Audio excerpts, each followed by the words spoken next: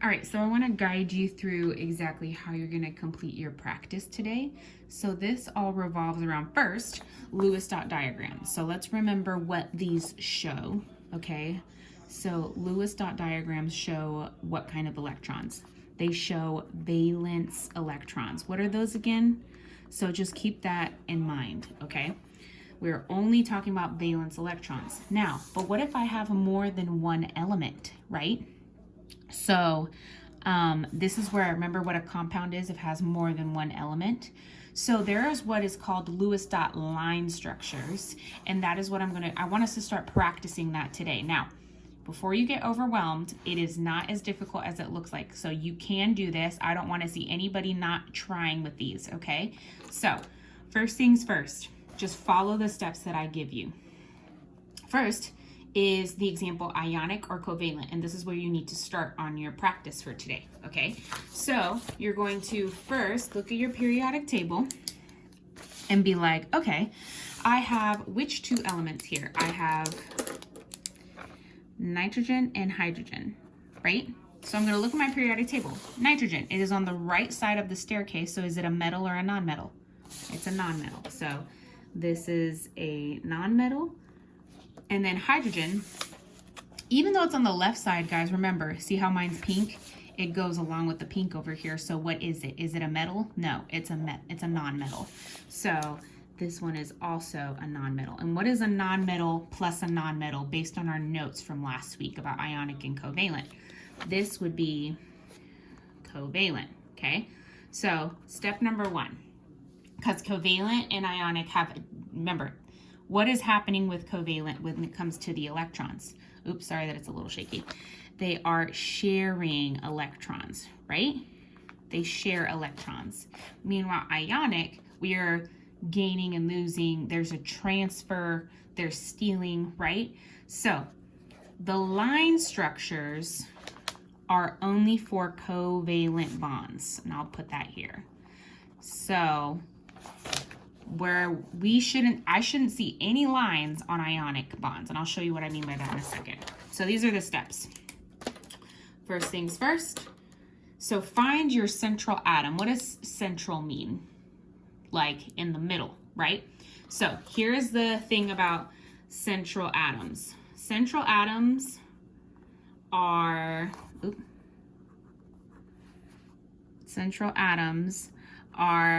never hydrogen,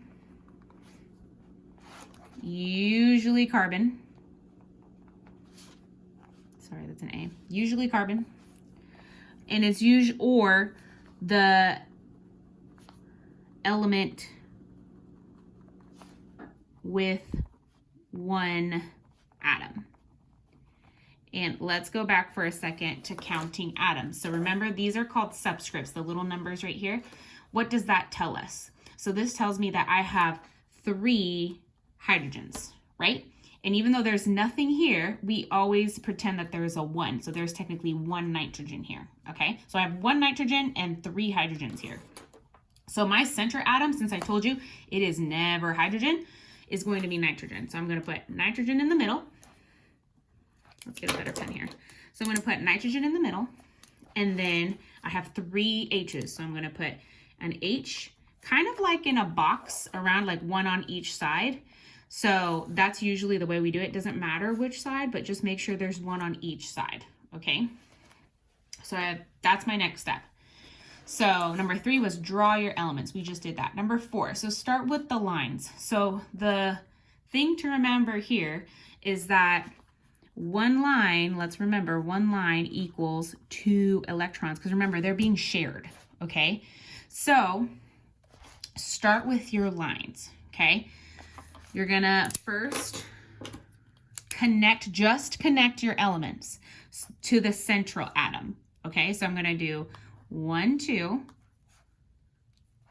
Oh wait, I skipped a step here. So I forgot a step up here, guys. So first things first, before I even start drawing that, we need our total valence electrons. So this is where your periodic table comes into play. And I'll make sure to add that here before we keep going, okay? So we need to calculate our total valence electrons, but how do we do that? So first things first, the good thing is I already told you that there is 1 nitrogen, and then we have 3 hydrogens. Okay, so this is what I want you to do when you're calculating it, and if you need a calculator, okay. So remember that to find valence electrons, we need to look at the A groups up here, right? So how many valence electrons does nitrogen have? Well, nitrogen has 5. So I'm going to put 5. Next thing, hydrogen, I told you guys to memorize this. If anything, memorize hydrogen. Hydrogen has 1. So each hydrogen has 1 valence electron. So then we're going to add all of these together. We get 5, 6, 7, 8. So we're adding all these together. So we have 8 valence electrons that we need to draw. Okay, so this is what the amount of electrons that we're drawing on our Lewis dot structures. Because remember, on Lewis dot, we draw the chemical symbol, remember, with all the dots, which represent our valence electrons. So now let me get back to this. So find your central atom, and then I'll add this too. Draw your elements and total valence electrons. Okay, VE stands for valence electrons, okay? All right, so now back to this. So now start with your lines. I'm trying to draw 8, keeping that in mind. So really I just start counting because each line equals 2. So I'm going to do 1, 2, 3, 4, 5, 6. Okay, so far I have drawn -6 because we already drew 6. So 8 minus 6 is 2. I still have 2 more to draw. Okay. Follow the next thing. Draw the rest of the electrons as lone pairs. So a lone pair, guys, is a pair of electrons by itself. They look like 2 dots. So, and here's the key. You start with the outside, and I'll add that here. So we'll go start with the outside elements. Okay. So we start with the outside elements. However, do not put lone pairs on hydrogen. And so I'll put a little note here. Hydrogen can only have 2 electrons max. Why is that? So go back to when we were drawing Bohr models. So look at our period number here, right? So hydrogen is in what period? 1. So it means it has how many shells? It means it only has 1 shell. And how many electrons can go in the first shell? 2. So that's why. So right here, this line right here is the same as drawing 2 dots that are sharing together. Okay? So, and I'll show you what I mean by that in a second. So hydrogen, I cannot put 2 dots over hydrogen. Point being, because I already have 2, because this line equals how many? 2. So the rest of the electrons are going to go on my central atom, which is nitrogen. 1, 2. Okay. And guys, with these dots, you will never draw one by itself. So don't do that. Don't make that mistake. They're lone pairs, which means they're always in groups of 2. All right. And they do not go on hydrogen. So just keep that in mind when you're drawing your line structures. And we're going to practice this. So before you become overwhelmed, we're going to practice this a few days, but I want us to get right to it. Okay. So that's it, guys. So we already drew our last 2. So done. We're done. We did all of the electrons we need to draw. So now you need to check for the octet. So make sure that make sure that every element is happy, that its valence shell is full. So like we said, and I'll put a little thing here. So if I look at hydrogen right now, how many electrons does it have? It has 1, 2. So hydrogen is good. Okay. Then we're going to check the bottom hydrogen. Hydrogen has 1, 2 electrons, so it's good. And then the hydrogen on the left, 2 electrons, so it's good. Everything else other than hydrogen and helium technically have to have 8. Okay, so now we're going to look. I'm going to cover up all these hydrogens the best I can. So if I cover up all these hydrogens, how many electrons does nitrogen have? Look at each line. How many electrons does each line equal? 2. So I have 2, 4, 6, and then the 2 dots on the top, 8. So nitrogen is good. Okay. When everybody is content, guys, that's it. That is your Lewis dot line structure, which technically I'll show you in a different way of, we use lines, and I want you to use this because this is a technical way, but it's also the same as like our Lewis dot structures. So for example, nitrogen, we said, has 5 valence electrons, right? So it has 1, 2, 3, 4, 5. And then each hydrogen has how many valence? Each hydrogen has 1 valence electron. So there would be a hydrogen here, because remember, they're sharing. Look at your notes from last week, and a hydrogen there. So this is the same as this. However, we draw this with lines so that we don't get confused with all the dots, because then there could be a lot going on with the dots, okay? So then we just use lines to show a bond. These are called a bonded pair of electrons. This is a lone pair, okay? And we'll practice, you're gonna practice this a little bit more today, okay? But what about, so this is all covalent. Again, the lines are just for covalent. What if we have something like number 2? So I have sodium, Na, and I have chlorine, okay? So I'm gonna look at my periodic table. Sodium is on the left side of the staircase, so would that be a metal or a non-metal? That would be a metal. So we have a metal, and then on the right side, chlorine, that would be a what? This would be a non-metal. So a metal and a non-metal together, what kind of bond would this be? This would be ionic. So with ionic, you guys, we do not do any of this line stuff, okay? We just draw the Lewis dot line structures. So these steps are just for covalent, okay? So here we go. So ionic, we just have to show what's going on with the electrons, okay? So first things first, draw your Lewis dot structures, okay? Lewis dot diagrams is what that stands for. So we're gonna draw sodium and we're gonna draw chlorine, okay? So sodium, let's look at our periodic table, has how many valence electrons? It has 1. And then, let's get a better pen here because that one's dying on me. And then chlorine has how many valence electrons? Let's look at our periodic table.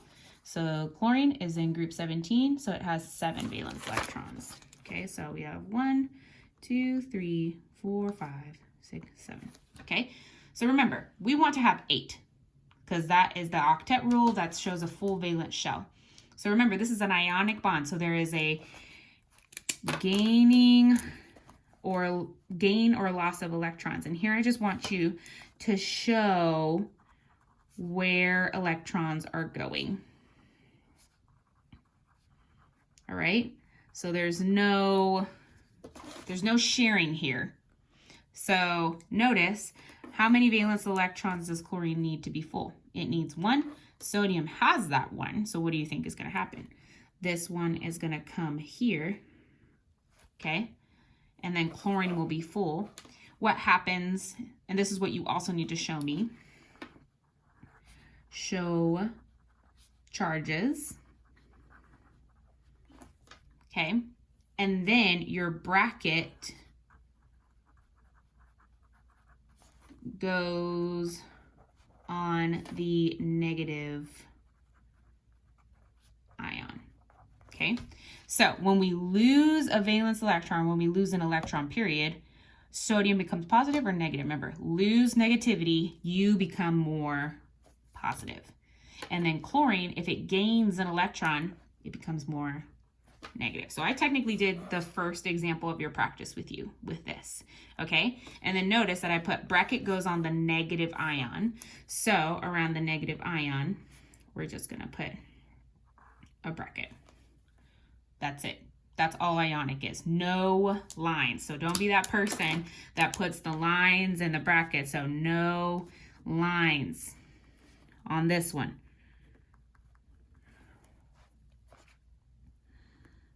So no lines on this. The only lines and all the stuff that we did up here is for covalent, okay? So down here, if it's ionic, I showed you the other steps with what you do, okay? So this is what you're doing, and sorry that there's gonna be a little bit of movement here, but this is what you're doing on your practice tape. So notice up here that you're going to fill in these blanks about ionic and covalent bonds, and you can use your notes on this, okay? And then down here, we're gonna do kind of like we did with the Lewis dot structures. I give you the dots, and if you need to copy them, you'll click right click, and you'll click copy if you need more. And you will. So, but first you start just like with our notes, you start with, is this ionic or covalent? And we did this together. So you would put ionic here. And then if you're confused with the chemical formula, don't worry about it, but pretty much what do you see? We see an Na and a Cl. And so you would just put the chemical formula, which is NaCl. Okay. And then here you're going to show, so we just said sodium has 1 valence, so we'll put it like that. And then we said chlorine has 7, and so we'll do 1, 2, just like that, 3, 4, and you'll get the idea, 5, 6, and 7. It's not perfect, and I don't care if yours is perfect either, as long as it's the right amount. Oop. Okay. So, and then here, you'll just show me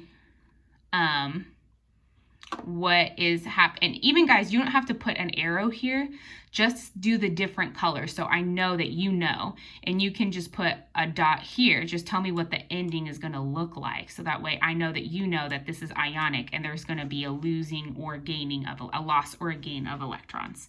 Okay. And all I want you to do is, I'm going to go ahead and start there for ionic. Even if you can't put the charges here, if you can figure out how to put the charge, if you want to just put the plus sign like that, I don't care if it's like a superscript like it's supposed to be. I just care that you know that one is positive and one is negative, really, okay? And this one's negative, so we'll leave it like that. All right, that's just off of your keyboard. So you can just leave it like that and just remember that our brackets go around the second one. Now, if this is too much for you, get out your notebook, copy down the examples, do the examples in your notebook, take a picture of your notebook, submit that, okay? Because I know it could be overwhelming to do this on a computer, but it shouldn't be that hard. Remember, copy, paste. Don't work harder than you need to. Copy, paste these dots, I mean, okay? So, even if there's two, because remember, is this ionic or covalent? Is this ionic or covalent? Always start there before you start drawing all these dots. If you need lines, I give you the lines up here. Same thing. You'll click on it, click copy, right click, copy, and then you'll come back down here. And then if you need to copy, you'll just click right click, paste, and you'll see the line thing pop up here, and we'll move it up to wherever you need. So let's say this was covalent, which hint, hint, it might be, then you can just put your lines where they need to go and show me that. Okay, so whatever is easier for you, but I want you to do this, and it's gonna take some time and practice, but you can do it, okay? That's it. As for this part, I might do this together with the class, but I also want you to try to do it on your own because it's not necessarily hard. What's happening with the electrons with an ionic bond? So when a metal, so an ionic bond forms between a what and a what? We just said in our notes. Okay, metal, non-metal, occurs when a metal, what happens with its valence electrons, and when the non-metal does what? So you need to use your notes that look like, not that, hold on, that look like this. So you use your ionic and covalent notes to answer those questions at the top. Then the rest, use the notes that we took today. All right, it's gonna take some practice, but you can do it. I still believe in you. All right, okay, hope that helps. Bye.